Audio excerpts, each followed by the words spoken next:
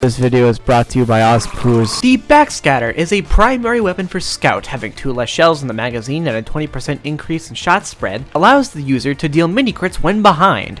This is a weapon that inflames the Scout's flanking power and capitalizes off surprise plays, which is why nobody uses this gun. You see, Scout does more than just flank and surprise people. Sure, it's a big part of his character and skill set, but for the most part, he's able to do more than just act as a crappier spy. He can focus objectives, act as a distraction, patrol around the backline and flanks. Any kind of job that needs speed or 1v1 domination can be handled by Scout pretty well. The problem with the Backscatter is simply the fact that it demands Scout be only flanking. Doesn't mean you can't do the other things, it just makes the other things harder to do. You not only have a smaller clip, meaning you can't last as long in fights anymore, but you also have the increase in weapon spread. Couple this with TF2's random bullet spread and making any shotgun's damage random and inconsistent at range, it basically makes the Backscatter a gamble. General inconsistency and a lack of sustain makes the weapon harder to use, even with the mini-crits from behind.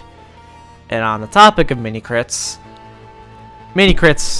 are whatever. Unlike normal critical hits which triple the weapon's base damage, mini-crits apply a 35% boost in damage. For some use cases like the Jarate, one of Sniper's few supportive tools, it makes sense to run it since it's able to give an overall damage buff for very little in return, even comboing with the Bushwhacker for a good CQC option. The problem comes when comparing mini-crit tools to other options at people's disposals. Let's take Soldier's backpack items for example. The Soldier has access to 3 different backpack secondaries that can apply buffs to him and his teammates when the meter is filled. The Battalion's backup gives Soldier 20 extra max health passively and gives him and his teammates a decrease in damage taken. The Conqueror gives Soldier a passive health regen and gives him and his teammates a boost in speed. Then there's the Buff Banner, which gives the Soldier no passive boost and makes him and his teammates deal mini crits. You see what I mean? The problem with the mini crits is that they're often tied to items for classes that are generally weaker compared to the other options in the slot, feeling more like a gimmick more than anything. See also the Extinguisher, Steak Sandwich, or Fan of War. Sure, the Backscatter isn't anything close to a bad weapon, but wouldn't you want to rather use a weapon like the Scattergun that has smaller spread and a bigger clip,